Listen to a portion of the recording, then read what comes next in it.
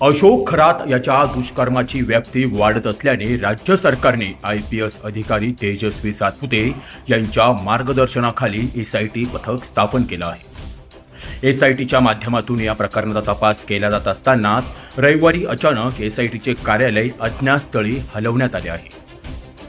प्रकरणाचे गांभीर्य लक्षात घेऊन गुप्तता पाळण्याच्या हेतूने SITने चौकशी ठिकाणं हलवल्याने असल्याचा अंदाज व्यक्त केला जात आहे।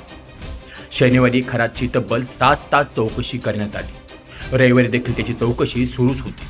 विशेष तपास पथकाने अचानक चौकशीचे कार्यालयात बदल केल्याने कार्यालय हे अज्ञात स्थळी हलवलं आहे।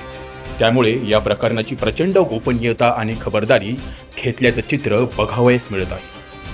गेल्या 3 दिवसांपासून गुन्हे शाखा कार्यालय आणि पोलीस क्लब येथे त्याची चौकशी सुरू होती।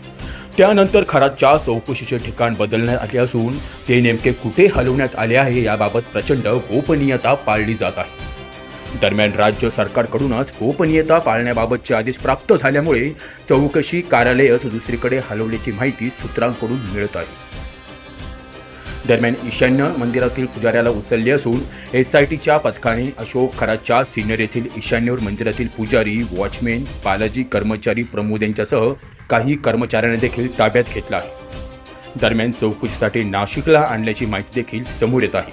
त्यामुळे या चौकशीत मंदिर आणि खरातच्या फार्म हाऊसवर नेमक्या कोणत्या प्रकारच्या हालचाली सुरू होत्या याचा उलगडा देखील होण्याची शक्यता आहे। तुषार ढेपले, अटल न्यूज, नाशिक।